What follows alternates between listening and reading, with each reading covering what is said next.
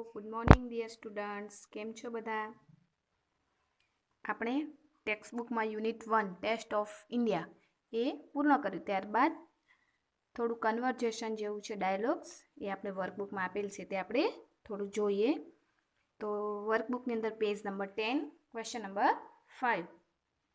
Complete the dialogues using the sentence given in the box. આ બોક્સમાં બધા sentence આપેલા છે અને આપણે અહીં જે કન્વર્ઝેશન આપેલ છે, વાતચીત છે, જે આપણે અહીં ગોઠવવાના છે. જેમ કે પહેલાં છે નેહાબેન સેઝ હર્ષાબેન આર યુ ધેર. નેહાબેન નામની એક વ્યક્તિ છે, હર્ષાબેનને પૂછે છે કે તમે અહીં છો. Harshaben says yes Nehaben, how can I help you. Harshaben કહે છે કે હા નેહાબેન, હું તમારી શું મદદ કરી શકું. નેહાબેન says will you please give me some sugar. કહે છે કે તમે મને થોડી ખાંડ આપી શકશો. હર્ષાબેન says of course here you are. કહે છે કે હા ચોક્કસ અહીં જ છે. નેહાબેન સેઝ થેન્ક યુ. નેહાબેન કહે છે કે આભાર. I will return it soon. અને હું તમને જલ્દીથી પાછી આપી દઈશ. હર્ષાબેન સેઝ નો પ્રોબ્લેમ નેહાબેન, do you want to anythings. કહે છે કે કાંઈ વાંધો નહીં નેહાબેન, તમારે બીજી કાંઈ વસ્તુ હજી જોઈએ છે. નેહાબેન સેઝ નો થેન્ક યુ. નેહાબેન કહે છે કે ના તમારો આભાર. આ જે બધા ડાયલોગ્સ હતા એ આપણે બુકમાં પણ હતા ને, સીન 1, સીન 2, એ રીતે આ બીજા ડાયલોગ્સ આપેલા છે. આ રીતે તમારે 1, 2 અને 3 આ ડાયલોગ્સ છે એ તમારે હોમવર્કમાં કમ્પ્લીટ કરવાના છે. ઓકે. ત્યારબાદ છે question number 6. Write the action words as shown in the example. હવે એક્શન વર્ડ્સ છે આ બધા. હવે એક્ઝામ્પલ આપેલું છે સીટ, એનું આપેલું છે સેટ. તો સીટ છે એ સાદો વર્તમાનકાળ છે. હવે સેટ છે એ કયું રૂપ છે? સાદા ભૂતકાળનું રૂપ છે. એટલે હવે તમારે સમજાઈ ગયું. અહીં બધા સાદા વર્તમાનકાળના રૂપ આપેલ છે, જેને આપણે અહીં સાદા ભૂતકાળમાં ફેરવવાનું છે, જે તમે અગાઉના વિડીયોમાં શીખી ગયા છો. ત્યારબાદ છે question number 7. Write the sentence as shown in the example. The teacher taught a lesson. અને બ્રેકેટમાં વર્ડ છે ટીચ. ટીચ છે એ સાદા વર્તમાનકાળનું રૂપ છે, જ્યારે ટોટ છે એનું સાદા ભૂતકાળનું રૂપ છે. તો આપણે અહીં બ્રેકેટમાં જે બધા વર્ડ્સ આપેલા છે એને આપણે અહીં સાદા ભૂતકાળમાં ફેરવવાનું છે. હા, એક્ઝામ્પલ ઉપરથી આપણે ખ્યાલ આવી જવું છે કે આ બ્લેન્ક્સમાં આપણે શું કરવાનું છે. તો તમારે આ જેટલા પણ એક્શન વર્ડ્સ છે એના ભૂતકાળના રૂપ તમારે સ્પેલિંગ સાથે તૈયાર કરવા પડશે. ઓકે. હવે તમે જ્યાં સુધી આગળ ભણતા જશો ત્યાં તમારે બધા કામ લાગશે, અને જેમ જેમ ધોરણમાં આગળ વધશો તેમ બીજા અંદર નવા બધા એક્શન વર્ડ્સ એડ થતા જશે. ઓકે. તો એ રીતે સિંગનું છે સેંગ, ક્લોઝ તો closed, play played, eat ate. તો આ તમારે ખાલી જગ્યા છે હોમવર્કમાં પૂર્ણ કરવાની રહેશે. ત્યારબાદ પેજ નંબર 12 પર છે question number 8. Fill in the blanks with the words from the brackets. In, on, under અને નિયર. આને શું કહેવાય? આપણે અગાઉના વિડીયોમાં પણ શીખી ગયા છીએ. યસ, પ્રિપોઝિશન્સ. હા, તો આપણે બધી જેટલી બ્લેન્ક્સ આપેલી છે ચિત્ર જોઈ અને એમાં પ્રિપોઝિશન્સ જે યોગ્ય હોય તે આપણે મૂકવાના છે. જેમ કે આપેલું છે the flowers are dash the vase. Vase એટલે કુંજો. કુંજાની અંદર છે ને બધા ફ્લાવર્સ, તો શું આવે? In. The cat is dash the coat. Cat ક્યાં છે? અંડર ધ કોટ. કોટની નીચે છે ને, કોટ એટલે પલંગ. તો અંડર. એ રીતે આ તમારી બધી જ ખાલી જગ્યાઓ છે પ્રિપોઝિશન્સની, એ તમારે હોમવર્કમાં પૂર્ણ કરવાની રહેશે. ત્યારબાદ question number 9. Read the paragraph and answer the questions. એક આ પેરેગ્રાફ આપેલ છે, જેને આપણે ગુજરાતીમાં ગદ્યાર્થ ગ્રહણ કહેતા હોય છે ને. ઉપર એક ફકરો હોય અને પછી એમાંથી પ્રશ્ન પૂછેલા હોય. તેવી જ રીતે અહીં અંગ્રેજીમાં એક પેરેગ્રાફ આપેલ છે અને એમાંથી પ્રશ્ન પૂછેલા છે. તો તમારે પેરેગ્રાફ જાતે વાંચી સમજી અને પછી આ પ્રશ્નના જવાબ લખવાના છે. એકદમ ઇઝી લેંગ્વેજમાં જ પેરેગ્રાફ આપેલ છે, એટલે તમે એક એક શબ્દના અર્થ પણ સમજી શકશો. જે તમે 1 થી 5 ધોરણમાં શબ્દો શીખીને આવ્યા છો એવા એકદમ સાદા શબ્દો જ અહીં આપેલ છે. ઓકે. ત્યારબાદ તમારી ટેક્સ્ટ બુકની અંદર પેજ નંબર 65, જેમાં આપેલ છે લેટ્સ રીડ મોર. થોડું વધારે આપણે વાંચીએ. તેમાં પેજ નંબર 67માં યુનિટ 1 છે in the land of Lilliput. તમે કદાચ આ વાર્તા સાંભળી પણ હશે, લીલીપુટનો અતિથિ. ગુજરાતીમાં કદાચ તમને આવી પણ ગઈ હશે, જે અત્યારે અંગ્રેજીમાં આપેલ છે. તો આપણે આ લેસનને સમજીએ. The Antelope was a large ship. એટલે કે એન્ટીલોપ એક મોટું વહાણ હતું. Once it was sailing in the Pacific Ocean. એકવાર તે પેસિફિક મહાસાગરમાં જઈ રહ્યું હતું. There were 30 sailors on it. તેના પર 30 ખારવાઓ હતા. Beside the sailors there were a captain and a doctor named Gulliver. ખારવા ઉપરાંત એક કેપ્ટન એટલે કે કપ્તાન અને ગુલિવર નામનો ડોક્ટર હતો. હવે એન્ટીલોપ છે એક શીપનું નામ છે, ગુલિવર છે ડોક્ટરનું નામ છે. ઓકે, આ બધા પાત્રના નામ તમારે અહીં યાદ રાખવાના છે. In the beginning the selling was smooth. Beginning એટલે શરૂઆતમાં વહાણ નિર્વિઘ્ન જઈ રહ્યું હતું, કોઈ પણ પ્રોબ્લેમ વગર. But then there arose a storm in the sea. પણ પછી દરિયામાં તોફાન શરૂ થયું. There was strong wind and heavy rain. Wind એટલે હવા. જોરદાર પવન ફૂંકાયો અને ભારે વરસાદ હતો. Sailing became difficult. એટલે કે વહાણ ચલાવવું મુશ્કેલ થઈ ગયું. The ship began to drift. વહાણ છે શું થવા માંડ્યું? તણાવા લાગ્યું. Then suddenly it hit against a rock and broke to pieces. પછી અચાનક તે એક ખડક સાથે અથડાયું અને તેના ટુકડા થઈ ગયા. પીસીસ એટલે ટુકડા થઈ જવા. Everyone on the ship started screaming and crying for help. વહાણમાં બધા ચીસો પાડવા લાગ્યા અને મદદ માટે બૂમો પાડવા લાગ્યા. They tried to swim to the shore, but only Gulliver reached the shore. તેમણે કિનારા તરફ તરવાનો પ્રયત્ન કર્યો, પણ ફક્ત ગુલિવર જ કિનારા પર પહોંચ્યો. It was the shore of in Iceland. The name of the Iceland was Lilliput. તે એક ટાપુનો કિનારો હતો જ્યાં લીલીપુટ ગુલિવર પહોંચ્યો. ત્યાં શું હતું? એક ટાપુ. પણ ઉઠવાનું શક્ય ન હતું. His hands and legs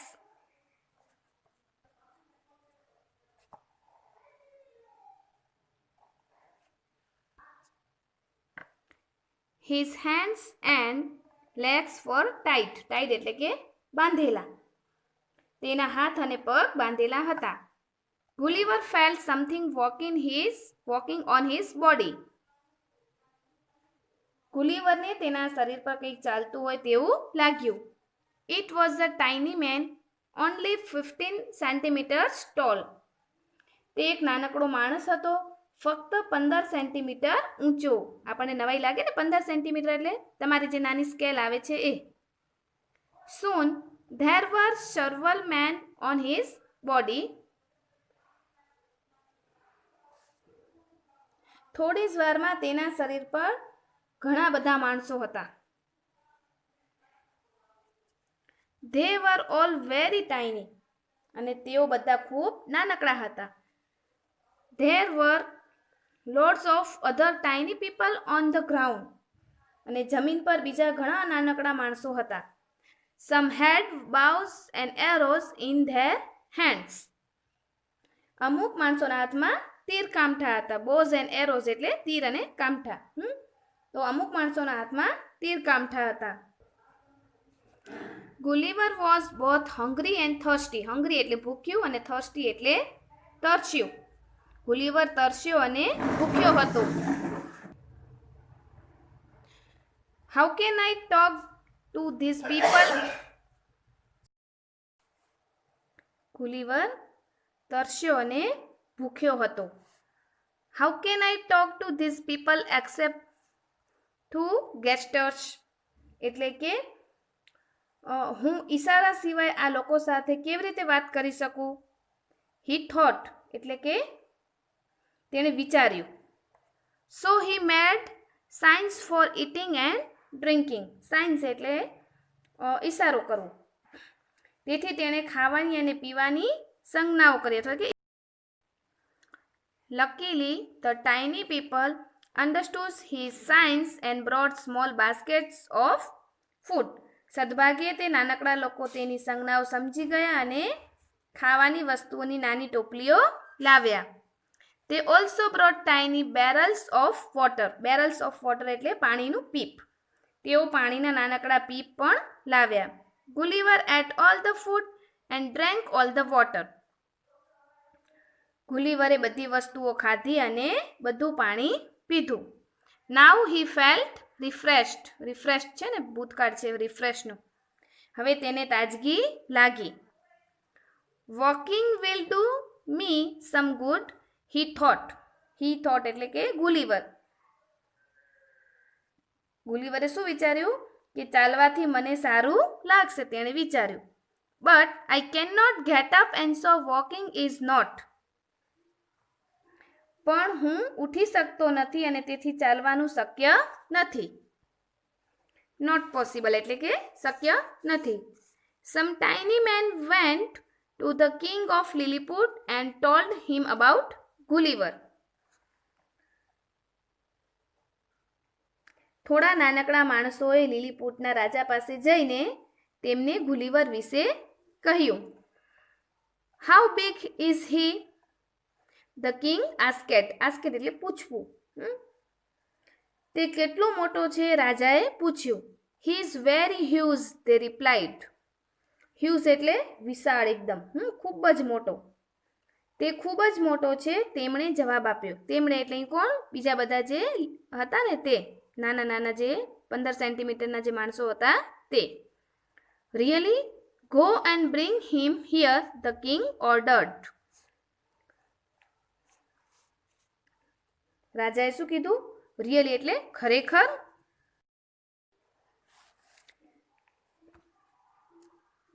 રાજા શું કહે છે? કે છે ખરેખર? જાઓ અને તેને અહીં લઈ આવો. રાજાએ હુકમ કર્યો. ઓર્ડર એટલે હુકમ કરવો. I want to see him. રાજા શું કહે છે? કે હું તેને જોવા માંગુ છું. Seeing is believing, he added. અને શું કહે છે? પ્રત્યક્ષ જોયેલું માન્યામાં આવે. તેમણે એવું ઉમેર્યું વાતમાં.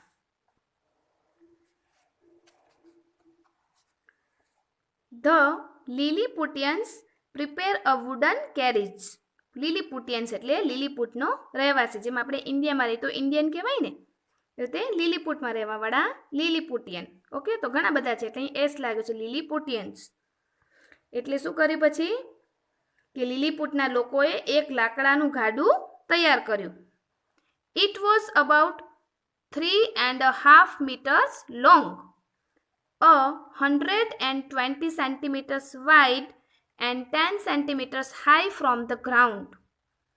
હવે ગાડું કેવી રીતે તૈયાર કર્યું? કેવી સાઇઝનું કર્યું? તો તે લગભગ 3.5 મીટર લાંબુ, 120 સેન્ટીમીટર પહોળું અને જમીનથી 10 સેન્ટીમીટર ઊંચું હતું. Now, lifting Gulliver and putting him on the carriage became a problem. હવે શું પ્રોબ્લેમ થઈ? તો